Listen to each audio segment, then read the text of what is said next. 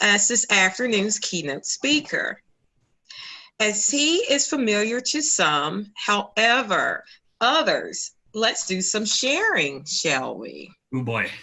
Ha ha ha, you never know what you're going to get. Yeosh works in advertising and is 6'1". At least that's what his Tinder profile says. Interestingly enough, Yeosh left out a few things, and I decided to add more to it. Perfect. So, those things are, he loves running, hitting the hiking trails, and camping out when he's not stuck in the office. He's an alum from the University of Florida, a founder and partner of Push Button Creative Audio, a quirky Orlando-based production company that develops audio brands for regional and national advertisers. Push Button's clients include Pyrex, Budget Blinds, Simple Mobile, Lampkin Golf Grips, First Watch, ID Stronghold, and over 40 credit unions nationwide. For more information on Yeosh's team, mission statement, and clients he represents, visit pushbuttonproductions.com.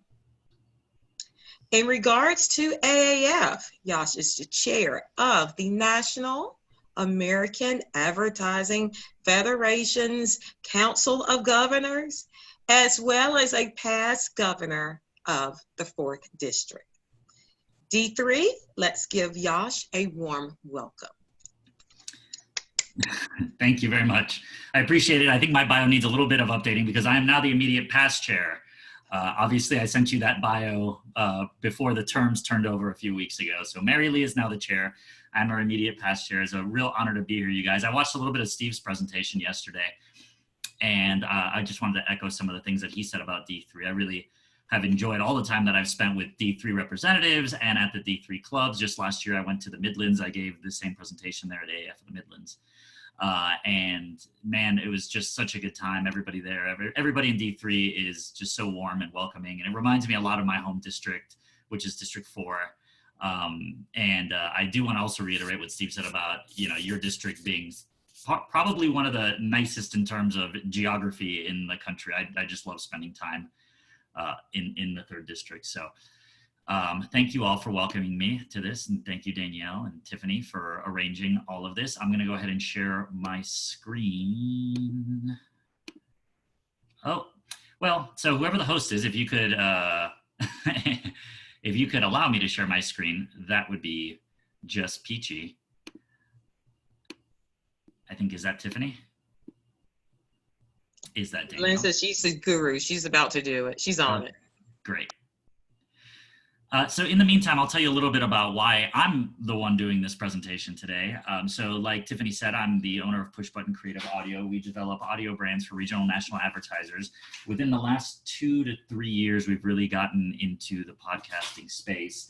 In the development of our processes, we've really learned a lot about the ins and outs of specifically developing podcasts for audio advertisers. So if you look at the landscape right now, and what we'll look at in this presentation is the number of podcasts that are being developed in general.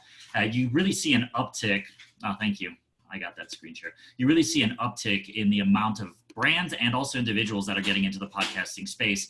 And it's a little bit different when you're a brand. And so the purpose of this presentation is to hopefully give you guys a few takeaways so that if you are asked the question by one of your clients, or if you're thinking about launching a brand or maybe a podcast for one of the brands that you represent, or maybe you've already got one, hopefully you'll be able to get a few takeaways on how to develop the format and the types of content that your audience is looking for.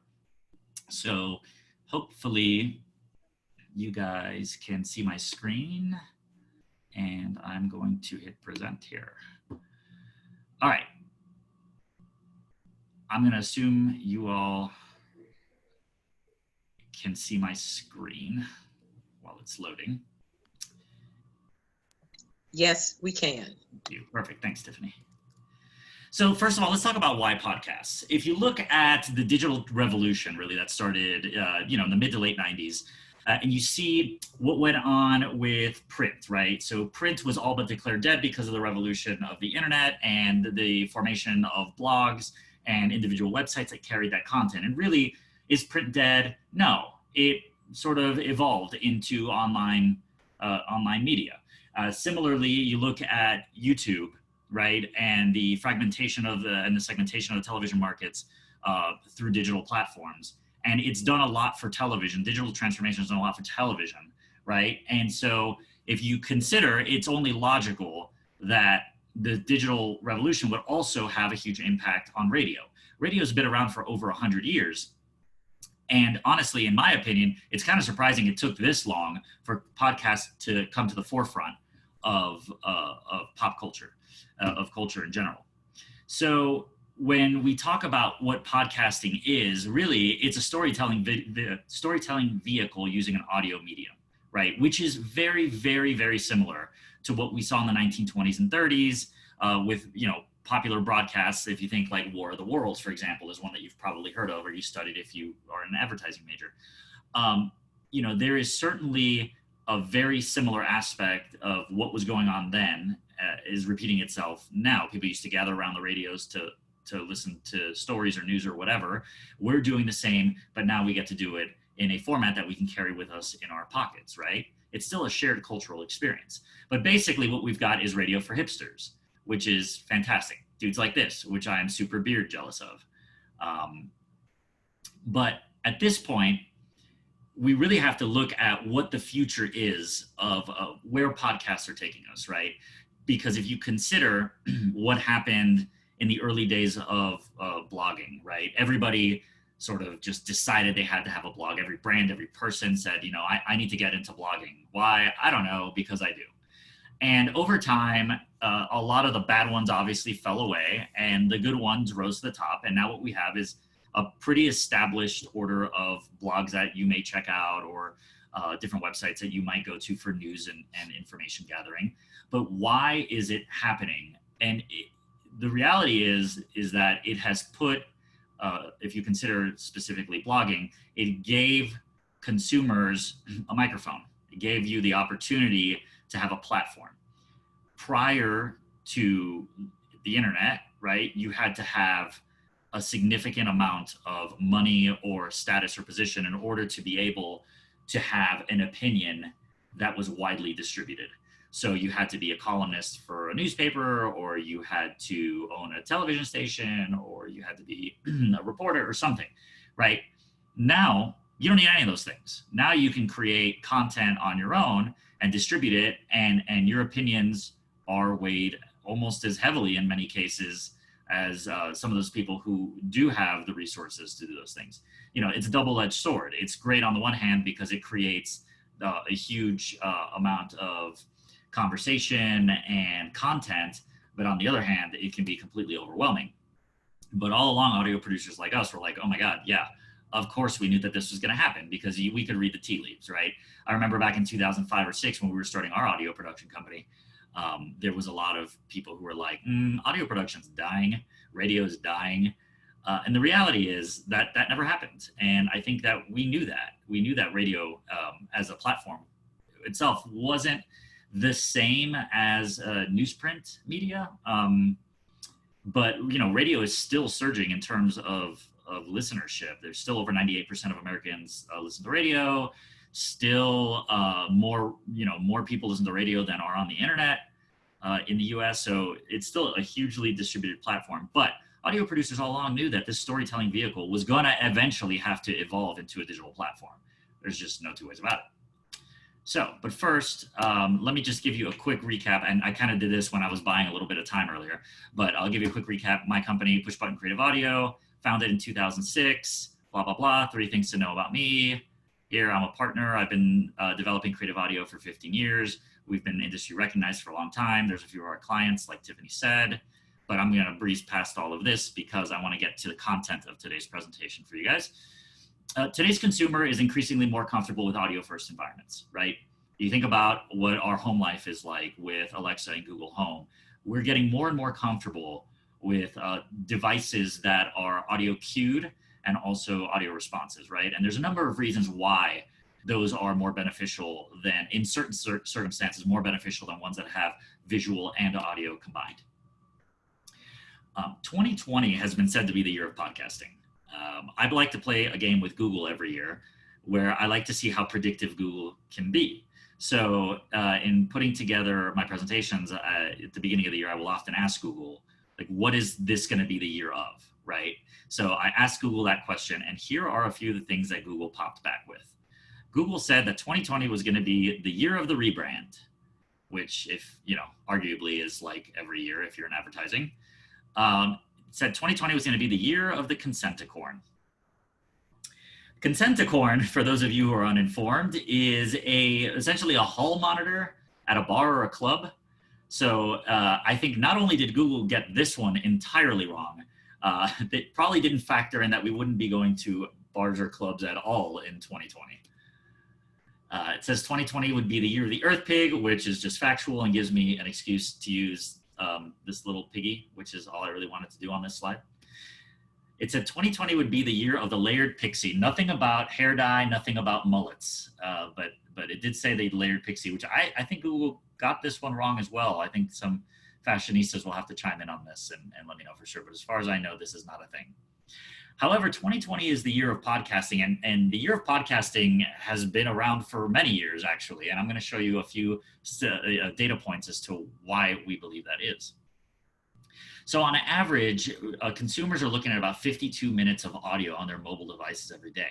Now, 52 minutes of audio, it does not necessarily mean 52 minutes of podcast consumption, but it does indicate that consumers are more comfortable with being on their mobile device in terms of audio-only platforms than you might think, right? So this is everything from Pandora and Spotify to podcasts to, you know, ebooks to, you know, whatever. So it's a lot of time spent, almost a full hour every day. There's been a 300% increase in ad spends year over year on podcasts. And what that really indicates is that the advertising markets are, the advertising agencies like you guys are really responding to podcasts, see it as a potential for a new audience for their brands, right? It's also highly segmented, which is kind of interesting. And we'll look at that as well. There's been an over 1,500% increase in podcast listenership from 2013 to 2019. One thing I will say about this presentation is a lot of this data is reflective as of the end of 2019. Statistical data for what has happened post-pandemic is still largely not there, or at least I'm not confident enough to start including it in this presentation. So once those numbers start to come in, I'll update this, of course, but just keep in mind, all this information is as of last year, and I expect that these numbers have actually increased, only increased in the last 6 to 7 months. If we look at the breakdown of podcast listenership by age, it follows a lot of what happened during the social media age of the late aughts, 2005 to 2009, 10. A few years ago, if you looked at this chart, it was heavily skewed 18 to 24. As that demographic grew older, they carried listenership practices with them, right? So now they're a little bit older. So it was like college age kids a few years ago that are now young adults or young professionals. And the market that's growing, right, is that 45 plus market. 45 to 65 is actually the largest growing demographic right now for podcasts. And if you consider what happened with Facebook, it was very similar. It was like college kids, they got a little bit older, and then suddenly grandma has a Facebook page. And we expect that it's going to follow a similar trend, right? And typically when we see the tipping point of that 35, 45 plus market get behind a media, like that's when you start to see advertisers jump in, because of course that's a demographic that has money. That's the demographic that we're all chasing for the most part, obviously. But up until now, media purchasing on podcasts has been relatively affordable because the demographic that it targeted was skewed a lot younger, right? So there was a smaller amount of products that would target those people. As we get into, targeting Gen Xers and boomers and stuff like that, this is going to grow the ad spends exponentially. If we look at listenership by gender, we see that it is relatively evenly split, male and female. That's to be expected. And here's another chart that shows what ad revenues are doing. It's just crossed the $500 million mark across platforms. Now, it sounds like a lot. There's a lot of podcasts out there. There's over 700,000 podcasts currently. A lot of them are not generating any revenue. I would highly recommend that if you're creating a podcast to generate revenue, you may want to reconsider. There are ways to do it, but it's a long slog to get there. But still, $500 million and climbing. We expect that this number will rise pretty sharply in the next few years. So where are people listening to podcasts? I think when I started doing this research, I expected that mostly people were going to be listening in their cars, right? Because you're like, well, they're stuck in their cars anyway, so they might as well be listening to something or learning something. But the reality is that the majority of people are listening at home. So more than half of the population is listening while they're sitting around doing other things, which is the key component to podcasts, what makes podcasts so great. You're not tethered to your television, right? So you can be folding the laundry or washing the dishes or doing a million other things while you're listening to a podcast, right? Now, obviously some podcasts require more attention than others, but it's certainly this statistic here bodes well for the impact on home media consumption when it comes to podcasting. And then you can certainly see about a quarter of the audience is listening en route, and you've got a lot of other people that are listening when they're working out. So there's a lot of engagement throughout a person's day. But to think that it's only or strictly a commuter platform is probably not correct. So this is an interesting consideration also because podcast numbers may be skewed, right? You may have, because people are listening at home, there may be multiple listeners, right? You may think, oh, it's only one download, but that one download may have 2, 3, 4 listeners at the same time. So an audience can be significantly larger than what you might expect just based on downloads. Currently, there's over 800,000 active podcasts. I believe I said 700,000 a minute ago, but this number was updated as of earlier this year. There's 800,000 active podcasts, and 799,000 of them are probably pure garbage. I'm sorry. I don't mean to sound disparaging, but if you've ever gone down the Apple podcast platform wormhole of just listening, just kind of randomly trying to find a new podcast without getting a recommendation, you learn pretty quickly that there's a lot of pitfalls and a lot of things that people just don't know about how to produce content.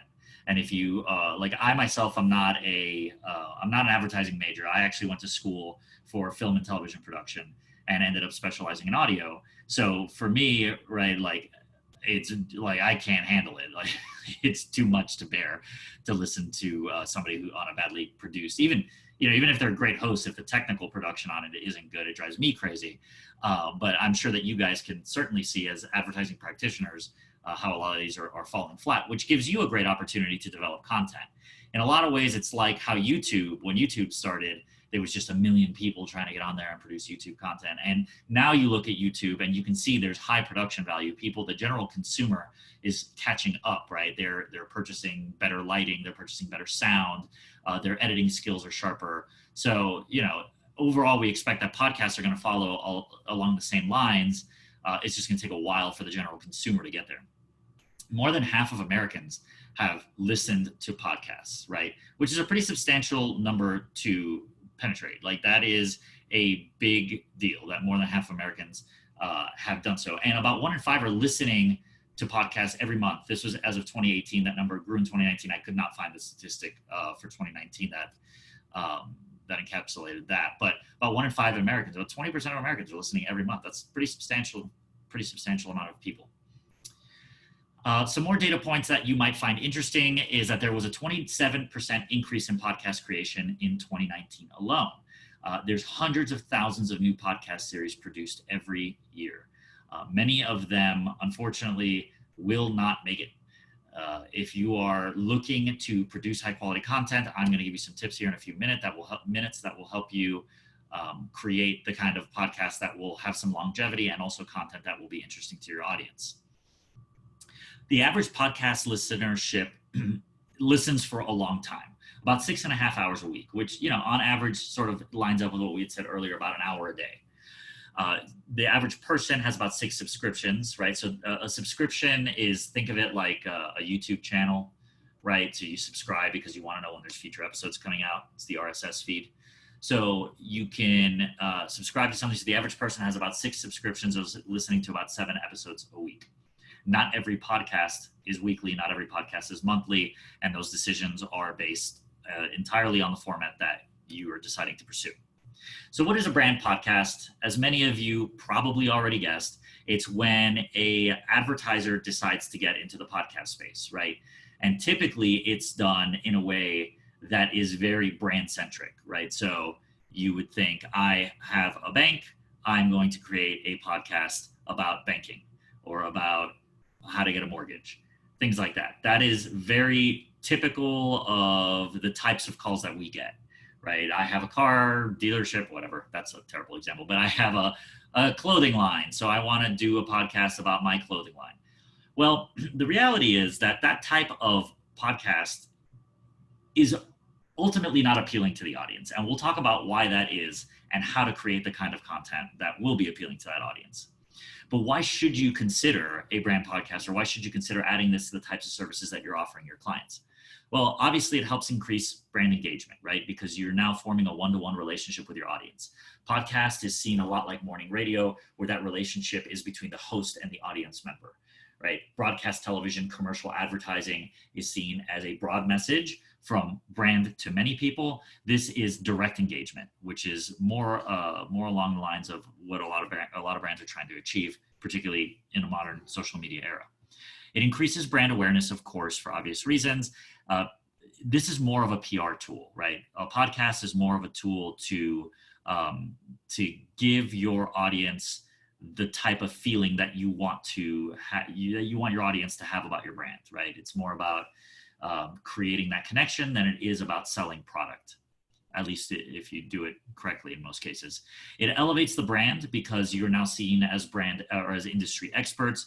That's something that's pretty important. Of course, you've got brand or industry experts running around your offices, or your clients have these industry experts, and using them on a podcast can help elevate the brand because now you're giving consumers a peek behind the curtain. It establishes or increases consumer product knowledge, for obvious reasons, right? Because now you're talking about your products. Of course, it establishes trust with the brand, and it makes your PR and social teams happy because it's generating content that they can now use to bolster PR and social, which are both very important tenets of what we do. Podcasts require active listening. They're great research tools. If you've never researched a product using a podcast, it's something that you may want to consider doing, especially like, for example, let's say you're an active fisherman, right? Or fisherwoman, and you decide that you want to go buy a new rod and reel. Well, using podcasting as a vehicle to go research products is actually a really great way to do it. So much so that some of the new Google algorithms that are going to be implemented in the coming months and years are actually going to be taking podcast content and making it searchable, making it crawlable. So there will be a certain point in time in the near future where when you do a search on Google, it's going to return results in podcasts that you can go listen to. This is hugely important if you're somebody that relies heavily on Google and search as a vehicle to generate leads, like my company does. So it's really important to have that kind of content available so that Google will be able to eventually crawl it and return those results. So that's something that you may want to consider as well. I'm going to give you examples of three brand podcasts that I think do a really good job that you guys can go listen to if it's something that is of interest to you. The first one is The Message by GE. We know GE, right? But we don't know much about them probably, other than they do electrodomestic products, washers and dryers and stuff like that. They also produce wind turbines and jet engines and God knows whatever else that we're never going to actually buy, right? You and I are probably not in a position to buy a jet engine, though that would be pretty cool. However, what they did in producing a podcast was they created a science fiction podcast, right? And it's sort of this like extraterrestrial kind of funky show that uses GE products to decode messages from aliens, right? So they took a product that, essentially people would have no reason to otherwise know about, and they weaved it into a story. And this is a really just great example of how to do that, right? Of course, this is the kind of content that's highly expensive to produce, but nevertheless, it's a really great way to see how they do that. The sauce by McDonald's is a really excellent example of taking a PR boondoggle and turning it into something good. For those of you who watch Rick and Morty, like I do, you may be aware about the Szechuan sauce that comes up, but for those of you who don't, there's essentially a sauce that McDonald's had in the 90s. It came up in a TV show. McDonald's decided to re-release it. They bungled it because they didn't produce enough. They didn't expect the kind of anticipation that this audience had for its return. And there were lines around the block. They didn't have enough. And so it kind of turned into a melee. But McDonald's took that and they created a podcast addressing that public relations problem, not in a direct way, but more of like, let's tell you what happened kind of a thing. And they turned it into something really unique and cool. And I think that that's a really perfect way to go about engaging with your audience, right? Through podcasts. The final one that I want to share with you is Lip Stories by Sephora. I always mess up that name. Lip Stories by Sephora. It is a podcast that essentially takes stories about the people who inspire the brand and the products and puts those on display. So what we're doing is, or what they're doing, is creating content that shows consumers that they get, that Sephora gets who they are, right? They're sort of holding a mirror up to their audience and saying like, yeah, we get you. We know who you are. These are the kinds of stories that inspire us, and hopefully they'll inspire you as well. But it's another great podcast for you to check out. So what does it take, or what brands does making a podcast make sense for? I'm going to give you 4 examples here of brands and types of brands that you would want to consider making a podcast for, because not every brand makes total sense for this, but lifestyle brands fit really well. And even within categories, within verticals, you have lifestyle brands that make sense and ones that don't. So if you consider the automotive vertical, right, this is an example I use a lot. Toyota is more of a value / like utilitarian brand, right? You buy a Toyota because, you know, it's a good utilitarian car and it makes a lot of sense and you may love it, but it's not a lifestyle brand, right? A lifestyle brand is like Jeep or like Subaru, or even within Toyota. Toyota has a Toyota Racing division, which is like a truck line. And for those who are heavily into that, that's a lifestyle. So you want to look for brands that have that sort of lifestyle. Like even if you consider it like lines of clothing, you know, like Reefs or any of those like surf brands that are very much tied to an identity of a type of person who consumes that product, you know, that is a perfect niche to create content for. Brands with an educational mission, excellent. Like Tiffany said at the open of this, I work with over 40 credit unions around the country. Almost exclusively, they're all calling me saying, we want to start a podcast. You know, it's difficult when you have an educational mission to figure out what kind of content to generate. If you've got a brand with an educational mission, you would want to, I would recommend you consider microcasting, particularly if you're going to be speaking to that educational mission as part of the content. So if your point is like you're a bank and you want to create financial content that makes that educates your audience on how to increase your credit score or how to apply for a mortgage or whatever, those are things that are so readily available on the internet. Like if you are looking at who is doing this nationally, like you've got Clark Howard and Susie Orman and Dave Ramsey, and you've got all these financial people who are very smart, and odds are you're going to agree with 99% of what they're saying. Let them have that. You need to focus on the content that you can speak to more in a more targeted way. If you're serving an educational mission for a geographic area, focusing your content on that geographic area and doing things and speaking to educating people with a slant that's more specific to the area that you're targeting, that's going to be a better way to do it. And the best way to do that is through microcasts, which are just 5 to 15 minute bursts of content, right? So it's more of a quick educational tip or mission than it is a full form, hey, let's bring in our lending officer and talk to them for 45 minutes about every single thing that we look at when we talk about auto loans. The reality is nobody cares about that. But what you can do is you can create, even microcasting you can create in a storytelling format that educates and informs in a very short package. Brands that take a stand on a social issue, so social, political, environmental brands, right? If that is in line with the things that you do, then it makes sense and your audience expects it.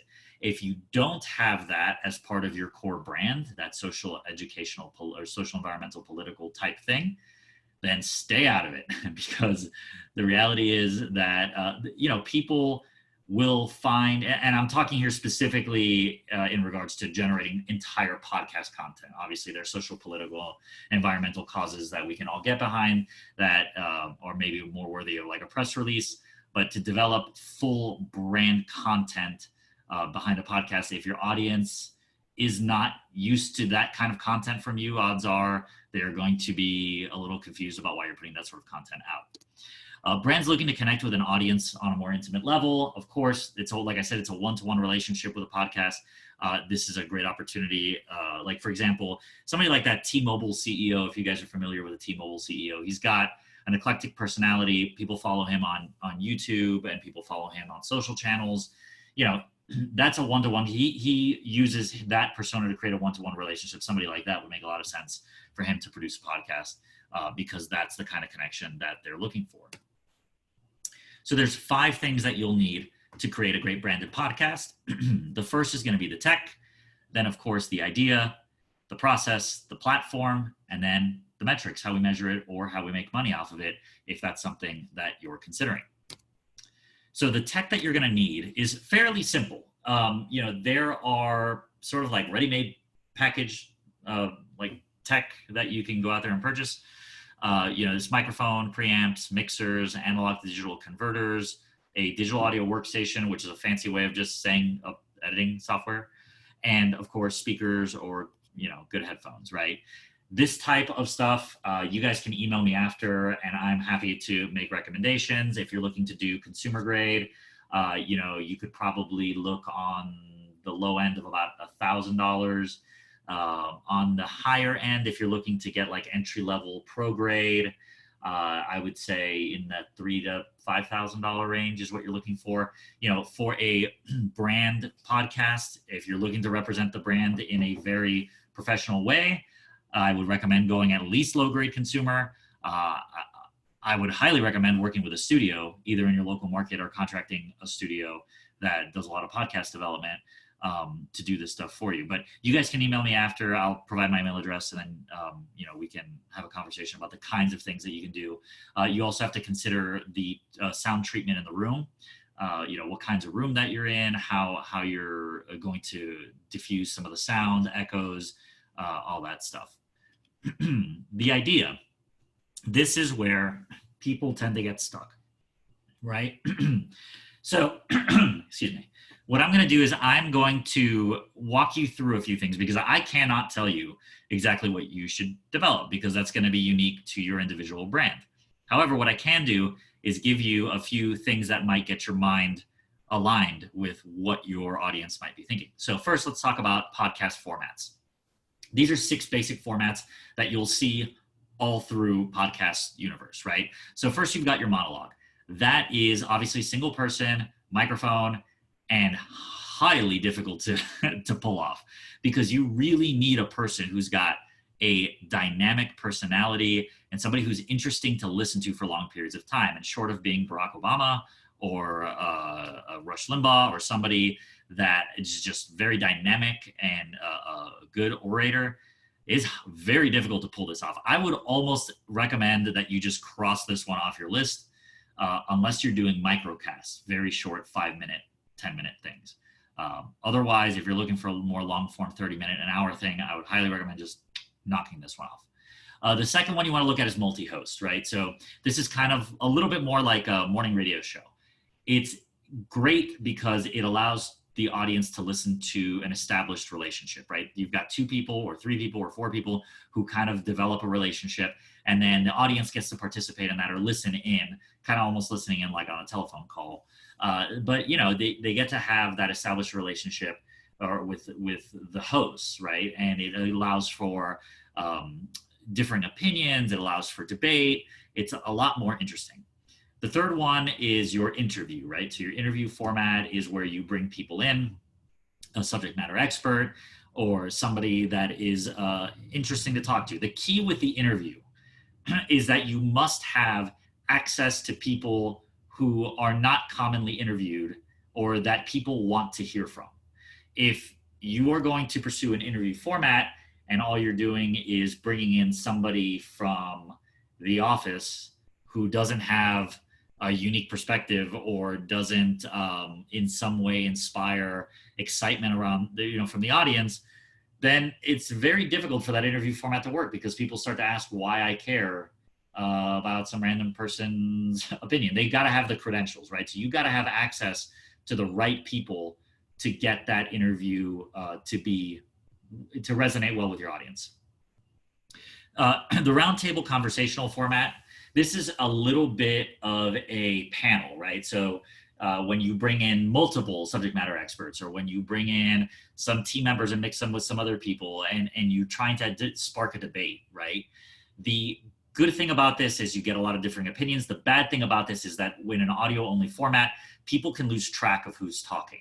So if you are going to go with a multi-host or a roundtable sort of like conversational thing, making sure that you're limiting it to like 3 or 4 and really not more, and making sure that those people have kind of different voices, or at least it's very clear who is speaking. That will make it a lot easier for the audience to follow along, because otherwise it can be confusing. A narrative format, these last two, narrative and documentary and storytelling, this to me is where branding and advertising lives, right? This is the storytelling component that advertising really does well.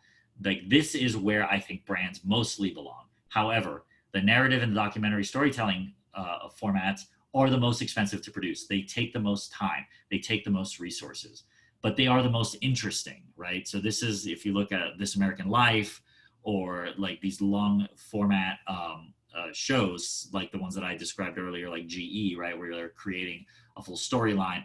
Like, these are things that are really interesting, but very difficult to do. And in many cases, in-house departments or even ad agencies don't have the bandwidth to support something like this. But if you have the resources to do something like that, I think that that is the thing that connects the most with an audience.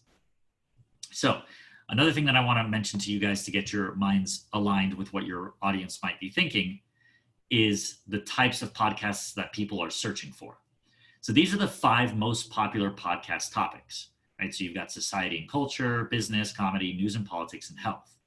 Now, you may be looking to grow a huge audience, or you may be looking to engage with the right type of audience, right? So maybe 1 million people listening is your goal, or maybe the right 5,000 listeners is your goal. That's important to establish that up front. Either way, when you're talking about the topics that you're creating, knowing what people are searching for is important, and also knowing that you can blend these together.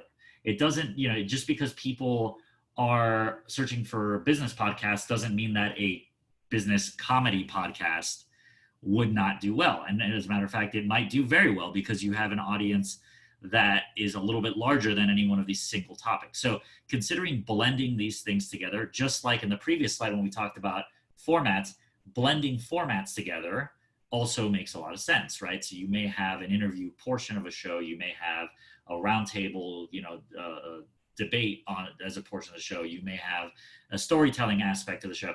There's a lot of things that you can do. So bearing in mind that these are all sort of general guidelines, if you've got a brand that already fits in one of these topics, then hey, that's good for you, right? Because you're already a little bit of the way there, and now it's a matter of tweaking it in a way that's a little bit different than what everybody else is doing, finding that unique angle that others are not doing. And for many brands that are regional or local, that unique twist is bringing it down to the hyperlocal level, particularly if that audience you're looking to grow is that local area, right? If you're not concerning yourself with building a nationwide audience, then that makes it a lot easier. So when you're looking at picking a podcast topic, right, you want to examine a few things. You want to look at the brand's mission and vision. A lot of times, the secondary or tertiary brand missions are what make a lot of sense for podcasts, right? It's not always the primary brand's mission. So look at some of the things that the brand does outside of the scope of its primary objective, right? Like if you've got a big public service mission within your organization, right? But it's not the primary thing you do, but you do dedicate a lot of volunteer time and money and resources to a thing in your community, right? That's a really great avenue to pursue because that's things that people are passionate about, right? You're speaking to people's passion, which is always going to be an easier sell as an audience. Like, oh yeah, I want to actually hear more about your involvement in this, in this very specific thing that I have an interest in. You also want to consider what kinds of special access you have available. And we talked about this a little earlier. And special access doesn't always mean people. Special access can be locations or events when we get back to events. There's a lot of special access that brands take for granted, or even ad agencies take for granted. You may not consider something to be like that cool. You're like, oh yeah, we get to do this thing, but whatever. For many consumers or for many people who may consume your podcast, that may be special access that they consider to be highly core, highly relevant to what they're doing. So really sit down and think about that. And a really great way to start that sort of wheel turning is to talk to your social and PR teams about what they're seeing from the audience. Like what crossover is another big one. What kind of crossover does our audience have? Like, hey, if your PR team has a particular bit of insight that says, 90% of the audience that purchases our product are also into theme parks or roller coasters or fishing or whatever. There's the potential of this sort of crossover where you can say, hey, our audience is highly engaged in this other thing. It may make sense for your brand to actually dip a toe into that water because ultimately what you're creating in many cases is not necessarily like informative content, right? Or is not necessarily a thing that you're going to be forcing on them, right? You want to get feedback from your audience on what they're looking for, and then you want your brand to create the kind of content that they're already looking for and give it to them, right? So like we talked about at the top of the podcast, or at the top of the conversation here, the digital distribution channels are now allowing brands to create original content that consumers are already looking for and give it to them and is brought to you by, right? So now you've created a warm relationship and you've created a media product that has value to it that you're attaching your brand to, right? As opposed to going out and searching for something that already exists and then buying advertising on it. So it's kind of inverse to what I think many advertisers are used to. Right now, the advertisers have become the generators of media content, which I think, for many regional national brands is kind of a thing that's been happening for a while. So the last thing you want to consider is what you want from your listeners. It's a thing that a lot of brands or people don't consider when they're starting a podcast. It's important to know what ultimately are we trying to get out of the listeners, because we're going to spend a lot of time and money and resources on generating this content. It would be good if we knew what is the metric of success here. And it's, for this, I would highly encourage it not to be financially tied. I wouldn't consider that to be an appropriate measure of success of a podcast because, it is not the kind of thing where it's like, click here to buy now. It's not that kind of media. So, considering whether it's audience growth, right? Getting in front of the right people, whether it's, you're lining into some of the same metrics of success you might use for a trade show, which is really more of like that PR thing, the PR vibe, or some of the metrics of success used for social. So consider what you want from your listener and find a way to tweak your content to make sure that you're getting that out of it. So I'm going to give you a few examples of what successful branded podcasts do and what they don't do. So successful branded podcasts root themselves in the brand's mission, right? Something that makes a lot of sense for the brand. You're going to offer a unique voice, a different perspective, something that's different from what everybody else is doing. You're going to give the audience something they want, right? Something that they're already searching for. You're not going to try to force content on them that they're not searching for because they just won't listen to it. And you're going to give insight and access to the consumer that they couldn't otherwise easily get. So if you've got access to people, places, events, whatever, Those are important things that the audience is already searching for. Successful branded podcasts don't directly sell products. And this is, not a hard and fast rule. If your podcast is targeted to buyers, and by that I mean you're a manufacturer and you're creating a podcast because you've got thousands of buyers across the country and you're looking to create content about your new line. Okay, well in that case, yeah, it's probably okay to directly sell. But by and large, directly selling products is not something that's going to attract an audience. You don't want to assume the audience is dumb. If they're searching for content and they arrive at your podcast, odds are it's because they already know a little something. At the very least, if you're going to be starting a podcast and starting from a very entry level perspective, as the podcast grows, your audience is going to grow with you. So grow in knowledge with the audience, like grow in the type of content, make it a little bit more advanced, because now the audience has been sticking with you. If they arrive at your podcast 3 or 4 seasons in and they're lost, they're going to go back to the beginning anyway, especially if that content is evergreen. If it's not tied to specific, days or events, they're going to go back and listen. And that is common, right?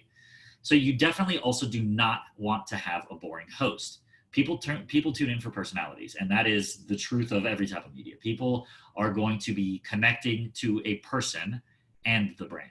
So if you have a CEO or a head of marketing that really, really, really wants to host a podcast and they are not great at doing that, I don't even have advice for you. I don't know what to tell you. That's a very tough conversation. If they're signing your paycheck and you have to tell them that, they may not be the right person. So one thing that you can do is you can have them do essentially a screen test. You can have them do a sample episode and have them listen back to it. Maybe they'll get it. Or you may want to pair them with a co-host who's got a really defined personality and does really well behind a microphone. The thing to remember is that somebody who's great in person is not always great on camera. Somebody who's great on camera is not always great on microphone. It is an entirely different skill set. And, somebody who in person may come across genuine and warm may sound like a creep on a microphone, unfortunately, because you don't have that visual cue. And as we all know, as advertisers, visual cues are the majority of communication. So simply, the words you say and the intonation may not carry 100% of the meaning or intention behind what somebody is trying to say or do. And so you have to make sure that you have people who understand that and people who know how to communicate in an audio medium. The good news is that some of this stuff is trainable.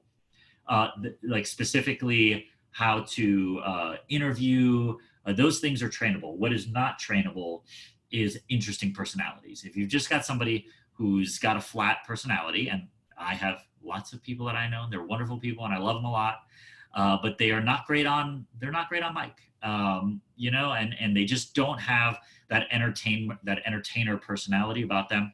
I'm sure they've got other qualities that are wonderful, but that's just not one of them. You want to consider bringing in a professional show host or finding somebody else that would do a good job of that. Successful branded podcasts can definitely take a stand on social and political positions. Like we talked about earlier, you can definitely get in the weeds. You can go deeper. You can take chances, because at the end of the day, if something's not working, you can pull it down, you can retool it. And that's the benefit of having seasonality to your podcasts. Successful branded podcasts cannot be inconsistent in tone, messaging, content, or delivery. And what that means is if you are setting a tone for a podcast, try to stick to that. If you're setting a format to a podcast, try to stick to that. That's why it's important for you to do test episodes up front. Really tweak the format privately before rolling out a podcast. And in terms of delivery, you want to make sure that you're delivering when you say you will. So many podcasts will say, hey, we're a new weekly podcast, and they put out 3 weekly episodes and then you don't hear from them for a month. And the problem with that is that you're creating distrust with your audience. And the point of the podcast series is really in creating content that the audience can learn to expect, learn, and grow from. So if they're not getting it when they expect to get it, they're eventually going to leave. So what I would recommend doing is creating seasonality to your podcast, just like Netflix does, right? Creating the content between 10 and 20 episodes, and then leading the conversation with your audience and saying like, hey, it's season 1 of our podcast, and in this season, we're going to be covering these things. And when you arrive at that last episode, making sure that your audience knows, like, hey, this is the end of the season, right? So maybe going out with your best episode and then saying, like, we'll return next year, or we'll let you know, or sign up for our mailing list so we can let you know when the new season drops. The really great thing about this is it takes a lot of pressure off of you, because if you have ever been involved, for example, on writing blogs or white papers at your agency, you know that it starts out all like sunny and awesome and everybody wants to write. And then after like a month, people are exhausted and they're tired and they don't know what to talk about anymore. Creating seasonality allows you to sit down and think about the entire scope of the series, create an outline of it, and put it out there. And you can choose to drop it all at once, or you can do it where it's like sort of set and forget, but it reduces the cost of production because you're getting everything done at the same time. You're putting it out there, and you're giving you and your team a rest from generating all that content, because it is a ton of work. And then you can revisit it, 6 months or a year down the road, or whenever it's time for you to get that content going again. Other things that branded podcasts cannot do is be unoriginal. You don't want to be delivering the same content as a million other podcasts out there. So if you're thinking you have a great idea for a podcast, I would highly encourage you searching through some of the different platforms to find out if it's truly an original idea or if it's been done a million times already. You definitely cannot have low production quality, particularly if you're representing a brand. Consider that as well. But so says the audio producer, right? So of course I'm going to say that. I'm going to give you 5 quick, and I know we're kind of running low on time. I want to give you guys a little Q&A time. So let me just run through these last few slides and we'll get to there. So let me give you the 5 steps of production, and I will share, there's a lot of content here. I will share all of the slides with you guys after, so you don't feel like you have to write all this down. Phase 1 is your pre-production, pre-season production, right? So this is probably where many of you are now. You have a general idea for a show, but you need to develop the title, purchase the URLs. What are we talking about broadly? What kinds of themes are we going to hit? Who are we going to have as a host? Developing all the audio branding components, the major elements of the show, right? Then you go into phase 2, which is your work phase. This is where the majority of the work is going to happen.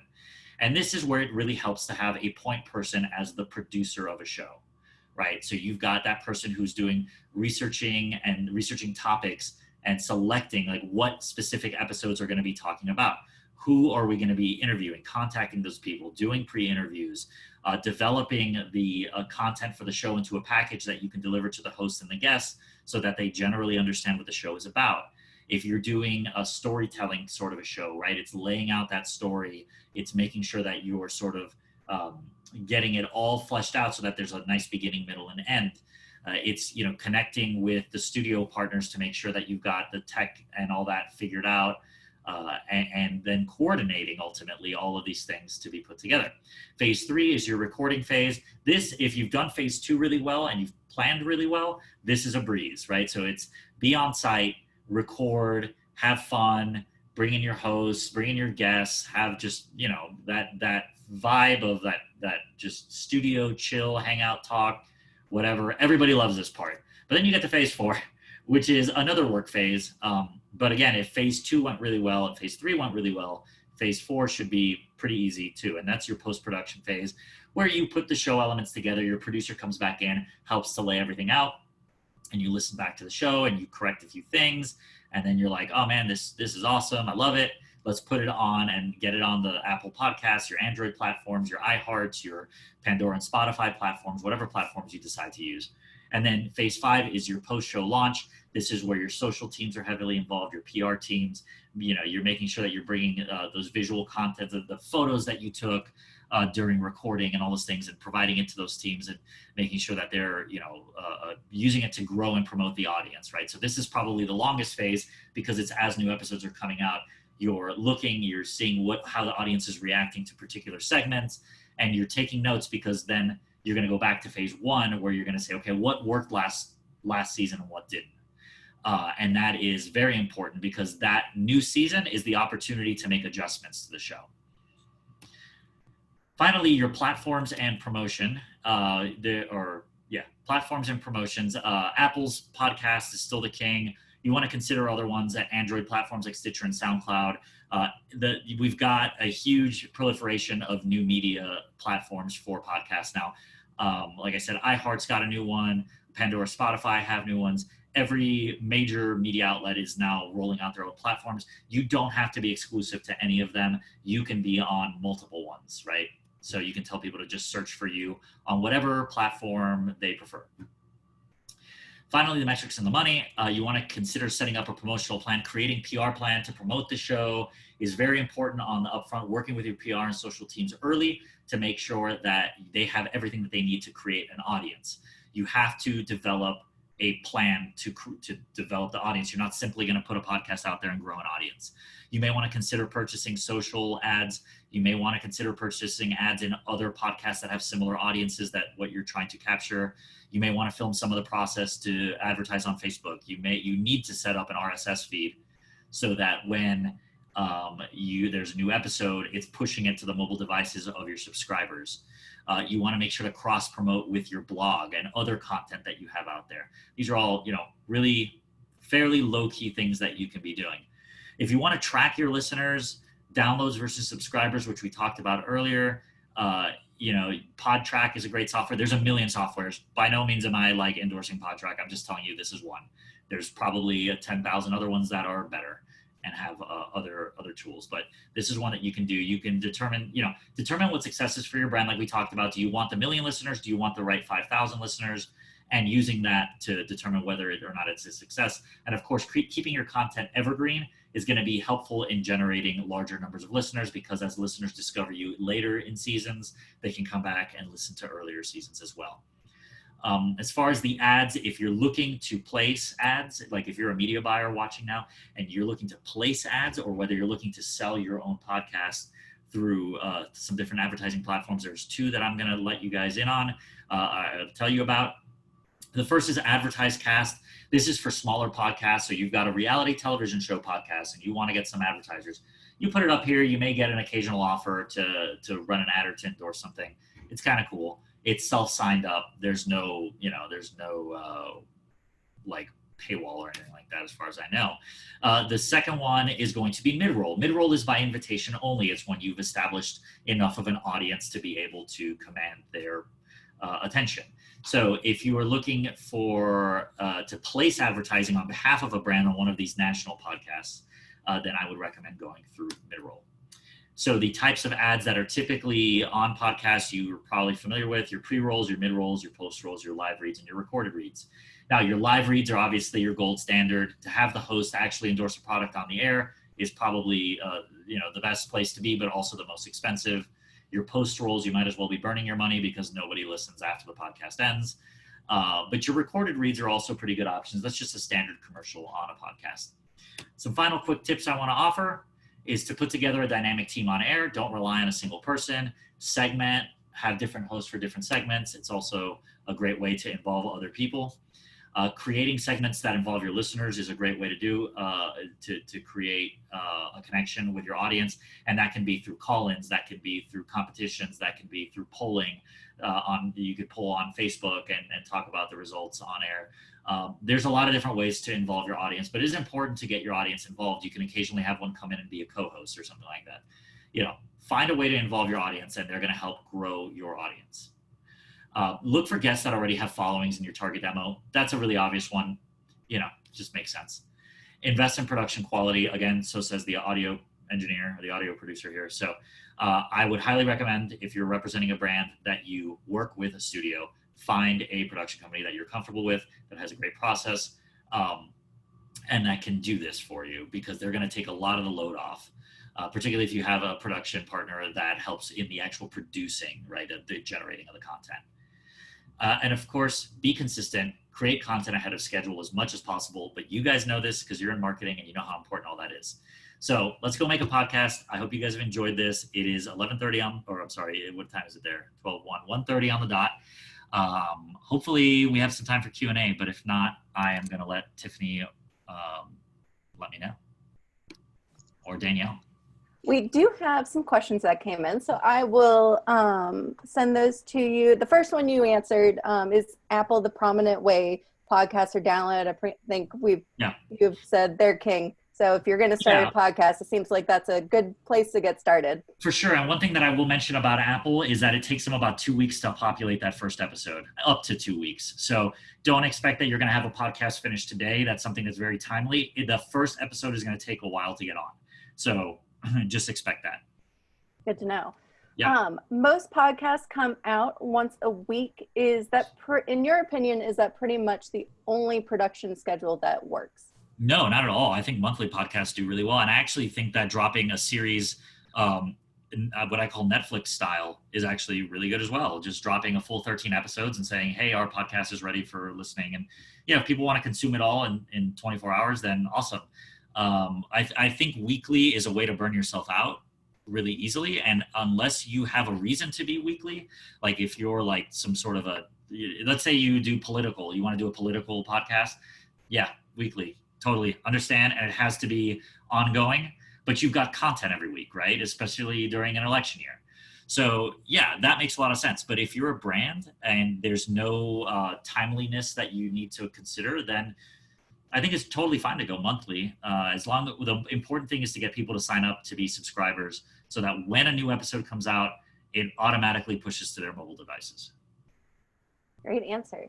This question is from Alex in Southwest Virginia. She said, how important is video when it comes to podcasts? I love Office Ladies podcast and I don't feel the need to see them. My husband loves Joe Rogan and usually tunes in by watching on YouTube versus just listening. Yeah, so this is he's so smart, Joe Rogan, because he probably does this better than anybody. You're already generating content, right? Because you're developing a podcast. Why not put a camera up, right, and record this thing? And then what he does that's really smart is he segments those videos on YouTube for maximum listenership. So he'll take an interview with somebody and he'll break it up by question and say, hey, listen to so and so talk about this thing. So then you're going and he's just getting so many views because people are listening to fragments of his interview. But if that's, he's trying to do this to generate a lot of money, so if you consider it from that standpoint, it makes a lot of sense what he's doing. If you're not worried about generating a lot of money and really what you're trying to do is get information out there or whatever, then, having a camera involved is pretty low key, especially if you're not really worrying about editing it. If you're just taking that content, putting it on YouTube, I think it's smart. But it's by no means required. I don't think it's required at all, particularly if you're just doing a relatively simple podcast. Definitely. And we did have one that came in the chat. It says podcasts are traditionally seen in B2C. Do you have examples that you like that are B2B? Very specific question. Yeah. I mean, I'm like one of those people that's always like with a self-help book, okay, so I like Tony Robbins. Sorry, I like Tony Robbins. I consider that to B2B. I don't know if there's a lot of people who are eye rolling, but I love it. I think it's great. And to me, that's kind of like a B2B thing. And I listen to his podcast a lot. And so I would say that they do a pretty good job. He involves a lot of different hosts. That's really the only one that I can think of that I listen to specifically. I'm going to have to think on that if I come across any other B2B ones, or I'll ask my business partner because he listens probably more to B2B type podcasts than I do. I listen more for entertainment, comedy, and the occasional bit of inspiration. Sounds good. And I will end on this question. Since this keynote is a part of our leadership conference, most of our attendees today are in AAF Club leadership. What is your personal opinion on if board of directors is considering starting a podcast at the local club level? Yeah, consider your audience. Consider if it's something that they really want. Because the worst thing would be to create an entire podcast series and realize that the audience doesn't really want it. Secondly, what kind of content do they want? What are you generating for them? Are you bringing in like really interested, let's say like the point is that you want to create a wealth of knowledge for the local market. So you are contacting these ad industry icons that typically these people would not have access to, right? So you are finding a way to bring in ad industry icons to talk to your market about advertising, like essentially creating programs, but from a podcast standpoint, I think that's really interesting and something that could probably be shared among a few different clubs. But if it's going to be like a gossip column, which I've seen happen in like Orlando, which is the club that I'm from, somebody started like an ad community gossip website, and it didn't do well because honestly people don't care enough. People didn't care enough about that kind of thing. So I think almost any idea can be successful. It's difficult with a team of volunteers. I mean, if you look at, there's a lot of other elements you need to have in place before you work on something like that. If your website's not updated, if your membership is not getting their membership renewals on time, probably don't worry about a podcast right now. Like, work on those things first. If your club is just hammering it on every angle and things are going super well and you want to add this, I think that's a great idea, but you got to have the resources and the team to put it together, and somebody who's going to be involved. That's, that point person that you can really rely on. Great answer. Well, that's all our questions and answers. So I will let Tiffany take it from here. Thank you. That was really, really great. I took lots of notes that I don't know if I'm going to even be able to read later on, but that was awesome. You gave us great, great information. And I want to be honest, I was the one who asked about B2B. Oh, okay. That was me. I'll share it with you. Yeah. I just put my email address in the chat. If anybody has questions about tech or podcasts in general, you can email me there, Yeosh@pushbuttonproductions.com. Tiffany and Danielle, I will send you the slides in PDF if you guys want to share it out with the group. Sounds awesome. Thank you so much for taking time out of your day to actually inform us and give us lots of ideas of do's and don'ts for effective podcasting. All right, guys, enjoy your day. Enjoy the rest. I'll see you on the next panel in like an hour. That's right. Take care. Bye-bye.